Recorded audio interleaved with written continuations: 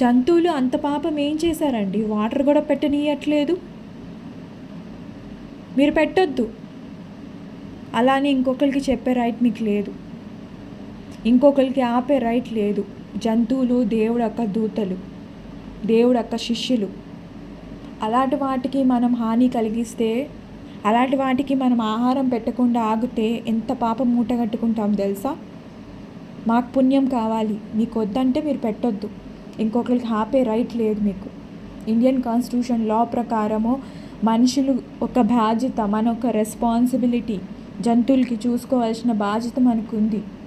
అంత పాపం ఏం చేసాయి? వాటర్ కూడా పెట్టనీయట్లే. మీరు ఒకరోజు వాటర్ తాగకుండా ఉండండి, పేగులు అన్నీ లొప్పెట్టవా మీకు? నిల్చోగలరా? అసలు నడవగలరా? మళ్ళీ జంతువులు ఎలా ఫుడ్ని, ఆహారాన్ని ఎదుక్కుంటాయి? అవి ఎలా బతుక్కుంటాయి? వాటికి